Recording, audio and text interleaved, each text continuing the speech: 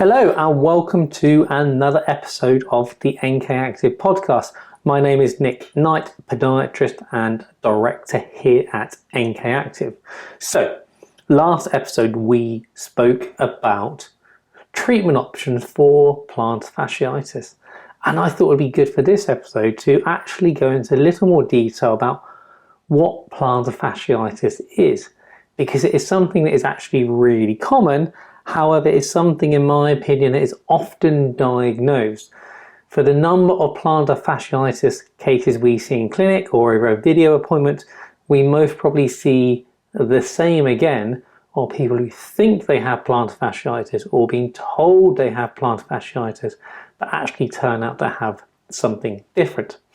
So, how common is it? Well, if we look at the research, and we look at the population of people over the age of 50, about 9.6% of the population will be suffering with plantar fasciitis. And if we look at the whole population in general, with regards to foot pain that requires treatment, plantar fasciitis will account for about 15% of this, and it will affect about 10% of runners. So, relatively common.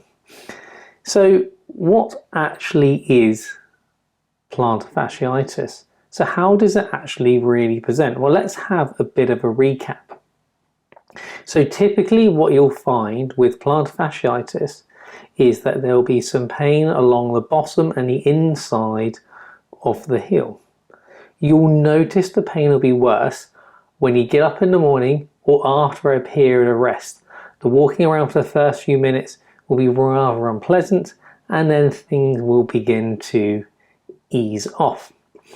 You'll notice that you won't really get any pain at night, and resting will be okay, and you'll be able to do things like cycling or swimming and won't get many issues doing that. You won't really notice any bruising or any swelling either, and during walking it hurts most as you go to push yourself forward or when you're going up onto your tiptoe. So think about trying to reach something out from the top cupboard in the kitchen. You go on your toes, that's when it's going to be a little unpleasant. So if we go back to a bit of the anatomy. So the plantar fascia starts its life from underneath the heel and then runs itself to the front of the foot. Now in some people, actually, if we take the calf muscle, which turns into the Achilles tendon, there are some people that actually the plantar fascia is a continuation of the Achilles tendon itself, but that's not present in everyone. The reason why it tends to hurt more around the inside of the heel region is that's when the plantar fascia is at its thinnest and most exposed and has a lot of load going through that area, and that's why you tend to get the problems. So what it actually is some thickening and irritation of the plantar fascia. So if we do any scanning of the foot, whether that be ultrasound or MRI scan, people who have plantar fasciitis, we notice everything is thickened and sometimes there's a bit of fluid around the area as well. So what are the risk factors? So the biggest risk factor is what is called reduced ankle dorsiflexion, which in English means how much the foot moves up, and one of the things that actually stops the foot moving up as much is tightness in the calf muscles. And what we can also find is that people have what we call increased plantar flexion, so the ability for the foot to move down. If there's lots of that motion, again, that's a bit of a risk factor for plantar fasciitis. We also know if you've got a work-based activity that has long periods of standing on your feet, that's an increased risk factor as well. And unfortunately, as we get older, it gets a little more common. We know the peak age is really between the 40 to 60-year-old bracket. Whilst talking about age, I think it's really important to mention that children don't get plantar fasciitis. If a child has plantar fasciitis, that's normally an indication of something more systemic and inflammatory going on, and that really should be investigated. What children do tend to get is what we call calcaneal fasciitis. You may have been known as severs, and that's not actually underneath the heel, that's actually around the back of the heel where the Achilles tendon inserts, but we can save calcaneal fasciitis for a different episode. There is one other risk factor that I am not a big fan of really, and it is increased BMI. So we do know if you've got a higher BMI, there is a higher risk factor of developing plantar fasciitis. But I personally have a few issues with the BMI, because if you take professional athletes or professional rugby player, technically by the BMI, they're all morbidly obese, but actually these are just people just full of muscle. But I get why we use it, but I just don't think it's the right questions always and the right tool to be using. Going back to one other thing, and something we hear a lot in clinic, is that some people will get an x-ray if they think they've got plantar fasciitis. Technically not the right imaging of choice, and sometimes what you'll find is people turn and say, I have got a heel spur, and you may have been told you've got a heel spur. The majority of heel spurs aren't actually related to your plantar fascia symptoms. The majority of heel spurs actually go along the length of the plantar fascia for a little bit, so don't actually cause any irritation. There is some debate if you've got a heel spur going along the foot, actually whether that means there has been previous history of plantar fasciitis in the past or not.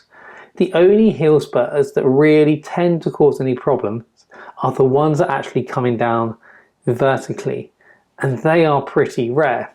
I've been practicing over 10 years and I still yet to see one in clinic. So I'm not convinced that heel spurs are actually related to the plantar fascia problems. So if you've got one, basically don't worry about it. The chances are it is not related to your plantar fascia symptoms. Now, they're risk factors. And if you notice, I haven't mentioned anything about a flat foot or a high arch foot or a foot that is overpronating in inverted commas. Just to talk about why I put that in inverted commas, I'm not a big fan of the term overpronation, because we don't actually know what normal is. If we don't know what normal is, how can something over if we don't know the normal base value? And it's actually very hard to link sort of this foot pronation to injuries, as it were. However, if you've got some irritation of the plantar fascia, we know that the foot mechanics and how the foot functions may contribute to a slower healing process. There is some evidence looking out there that having a tight calf muscles and a high arch foot type can have a detriment towards the healing process. So whilst the mechanics in the foot shape isn't really going to cause your plantar fasciitis, but actually if you've got it, those things may not be helping and may be the reason why it's not settling down as quickly. Also, a bit of good news is actually there are a number of people out there. Plantar fasciitis can be what we know as self-limiting, which means it can get better on its own. I want to have a quick chat around about footwear. The amount of people we'll see in clinic who, especially here in the UK when we get all wet and muddy, you're trying to do your dog walk, you go out and you just had an increase in activity levels in your Wellington boots, we'll tend to see people then coming into clinic with plantar fasciitis. And I think for those people, it's a sudden change in the amount of support a footwear gives you will then maybe irritate the plantar fascia and result in symptoms. And the other one is actually people who wear safety shoes at work, especially poor quality ones with a safety toe cap, as it were, but then no steel shank, no steel plate throughout the rest of the shoe. So that means it encourages the toes to bend more and puts a bit more strain going through that plantar fascia. Or people who are like carpenters or plumbers or electricians who are down on their knees a lot, bending their toes upwards. Again, we tend to find the tightness in the calf muscles, and when we look at people in clinic, when we ask people to do calf raises, we just tend to find there's a reduction in strength through the calf region as well.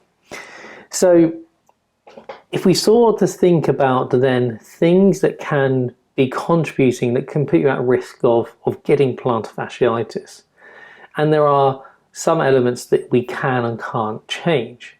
But one thing we do see in clinic is people who've had a sudden change in activity levels. Now, that won't put you at risk of plantar fasciitis on its own.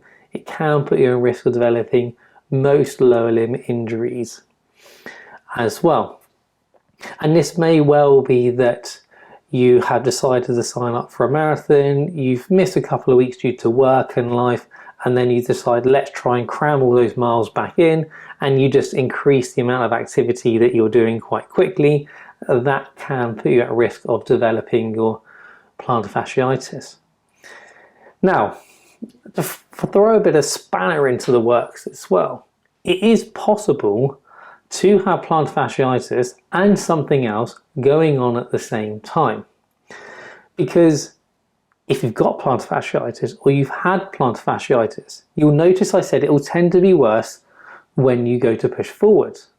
But some people will come in and say, it actually hurts when I push forward, but also hurts when my heel strikes the ground, or for long periods of standing. So with those cases, what we often see in clinic, and we almost try and break it down to 3 stages as it were, is that you've got your plantar fascia symptoms, so the stiffness in the morning, pain when you go to push forward, those sort of things. What we then see, if you come in and you're getting pain on long periods of standing, or pain is worse when your heel strikes the ground, or if you get underneath and someone to give your heel a bit of a thud, as it were, and it's symptomatic, that tends to mean there's maybe some irritation of the fat pads. If you come in and the pain is worse when you hit the ground, and at rest you're still getting some aching, and at night time you're still getting some aching, that may be an indication of some bony bruising. And if you were to cup around the heel and give it a good old squeeze around the inside and the outside of the heel, that will tend to mean it is problematic as well. Now, with bony bruising, we do have to be a little bit careful, because you can get this bony bruising, bony edema. However, if the load continues through that, there is a risk that can then develop into a stress fracture.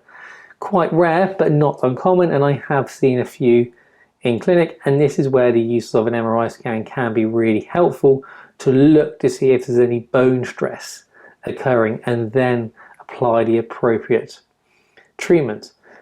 And it is common that you have all 3 aspects coexisting at once, or it is you may just have one thing coexisting at once.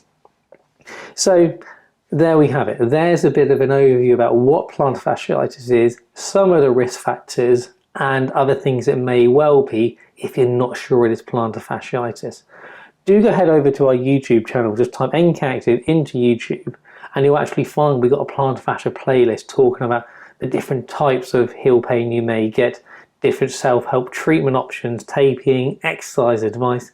Go and listen to last episode's podcast. Just listen to different treatments available. And please do subscribe to the podcast. If you've got any questions, please get in touch, and we look forward to seeing you on the next episode. See you later. Bye.